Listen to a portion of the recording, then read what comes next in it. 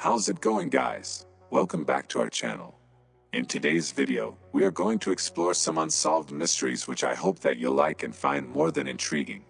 So, without further ado, get yourself comfortable, grab your favorite snacks and drink, and let's dive into the lair of scare.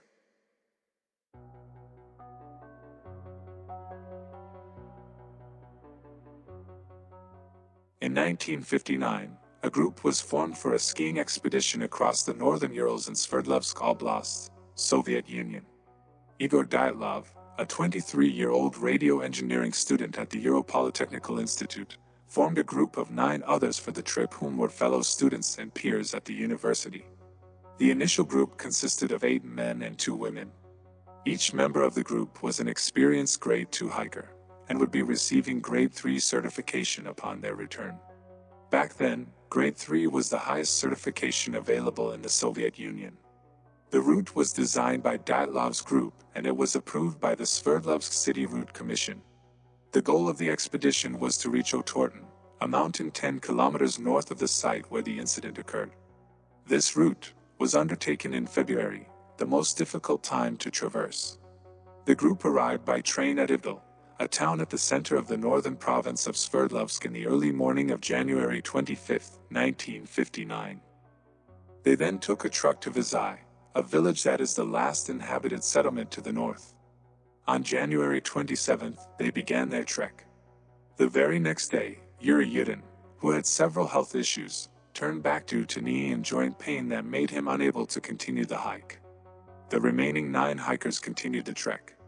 On January 31st, the group arrived at the edge of a highland area and began to prepare for climbing. The next day, the hikers started to move through the pass.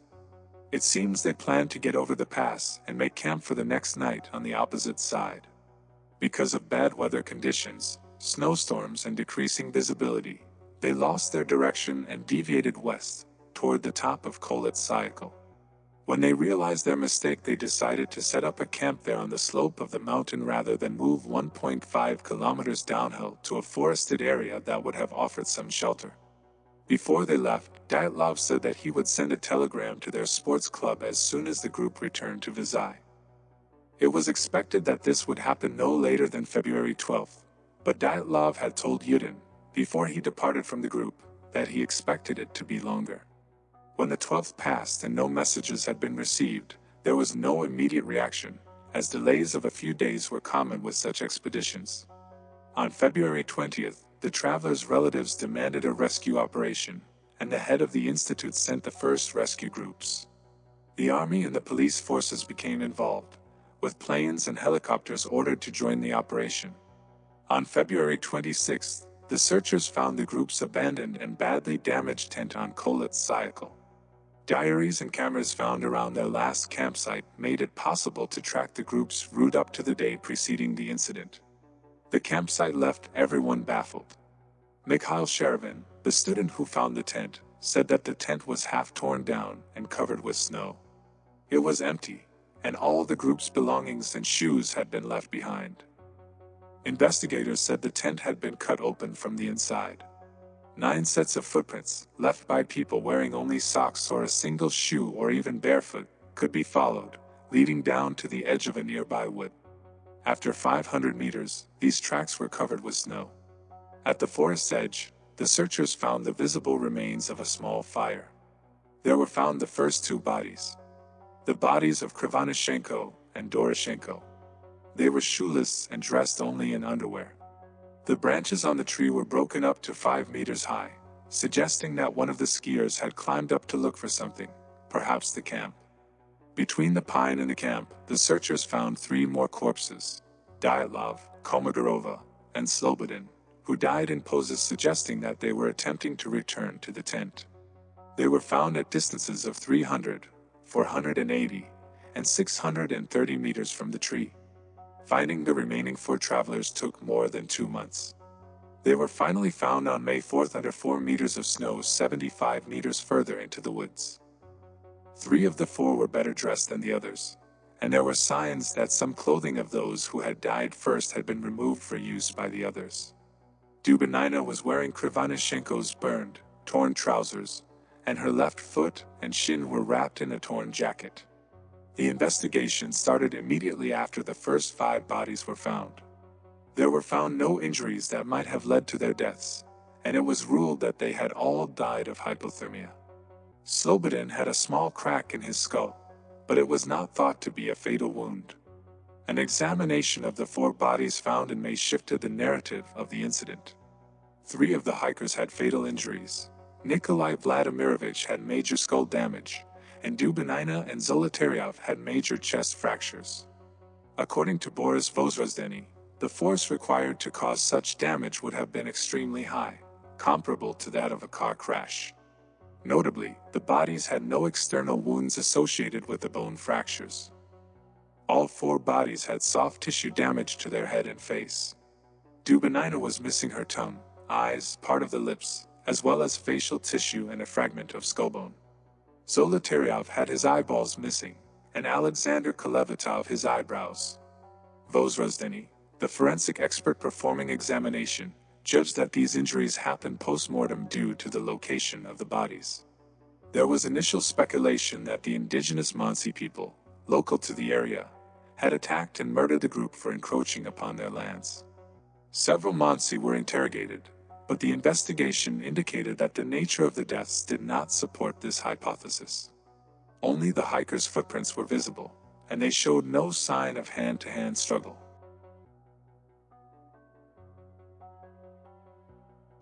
Theories floated include KGB interference, overdose, UFO, gravity anomalies, and the Russian version of the Yeti. Recently it was presented another theory involving a terrifying but real phenomenon called infrasound. This is when the wind interacts with the topography to create a barely audible hum that can nevertheless induce powerful feelings of nausea, panic, dread, chills, and breathing difficulties. The only consensus remains that whatever happened involved an overwhelming and possibly inhuman force. The inquest officially ceased in May 1959 as a result of the absence of a guilty party. The files were sent to a secret archive. In 1997, it was revealed that the negatives from Krivonishenko's camera were kept in the private archive of one of the investigators, Lev Ivanov. The diaries of the hiking party fell into Russia's public domain in 2009.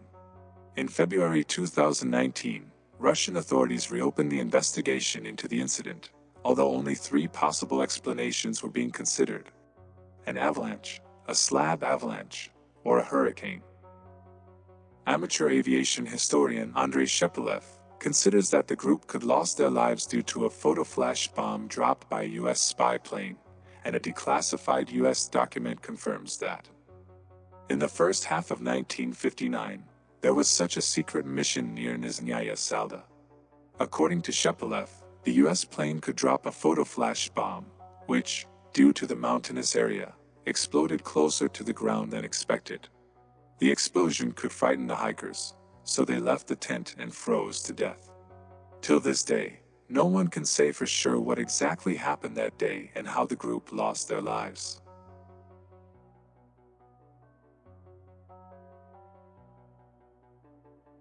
In 2007, a girl was roaming a beach in British Columbia when she found a sneaker. To her horror, as she opened up the sock, she found that a human foot was inside.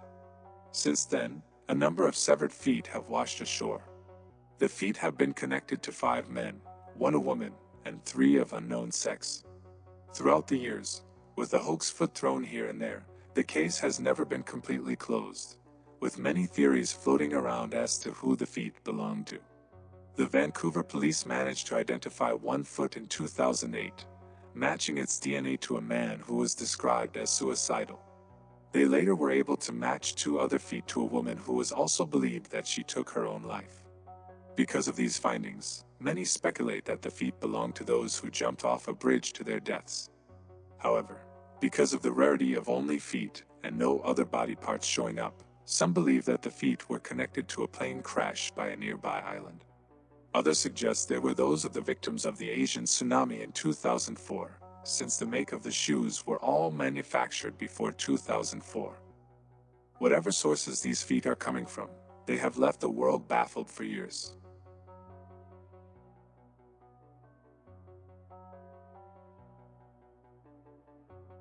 In December 2016, a CIA officer checked into the American Embassy's health office in Havana, suffering from nausea, headache, and dizziness. Days later, 2 more CIA officers reported similar ailments. By late 2018, the number grew to 26 Americans and 13 Canadians experiencing nausea, hearing loss, vertigo, nosebleeds, and focusing issues. In all the cases, victims claimed that the symptoms were triggered by a strange noise they'd heard at their homes or hotel rooms. One person said the noise was high-pitched. Another described a beam of sound pointed into their rooms. Some insisted that the noise more closely resembled marbles rolling along the floor. The illnesses confounded medical experts. Doctors who examined some of the victims diagnosed concussion-like symptoms, but found no signs they'd suffered concussions. The first thing that comes to mind is that the Cuban government is up to something.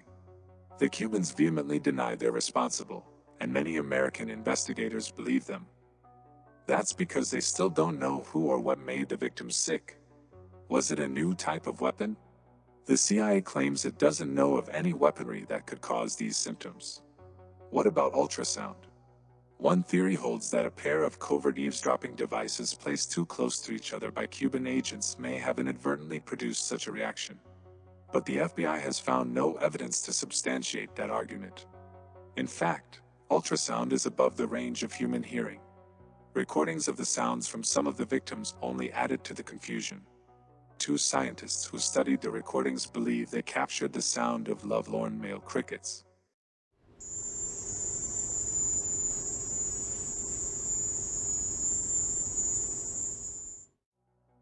One of the scientists, Alexander Stubbs of the University of California, says the insects are incredibly loud. The scientist had no idea why the sounds might lead to illness in humans. Diplomats are warned that there will be surveillance. There will be listening devices in your house, probably in your car. For some people, that puts them in a high-stress mentality, in a threat anticipation mode. True, but then how to explain what happened in China?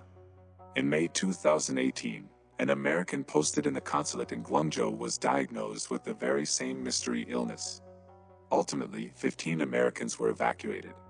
While the seemingly airborne cause of these brain injuries is still a mystery, the fallout is clear. The Americans removed 60% of their diplomats from Cuba and expelled 15 Cuban diplomats from Washington, D.C.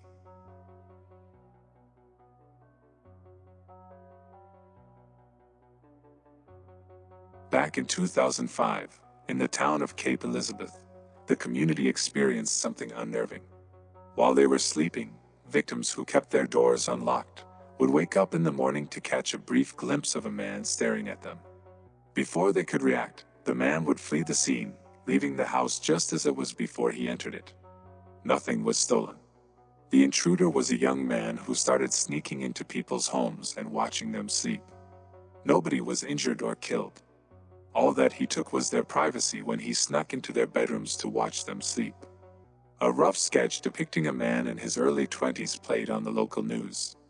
Everybody seemed to think they knew who it was, and the police received a number of calls from concerned citizens naming possible suspects. Neighborhood watches were established in the throes of the home invasions, alert citizens sharing information with one another, and police in hopes of bringing the Cape intruder to justice. Police informed citizens that they had leads they were following, but none of that ever came to fruition. Some witnesses even supplied potential names to police, and 2 victims even named the same young man as the alleged prowler. But even with that bit of information, police were unable to conclude who was behind the nighttime visits.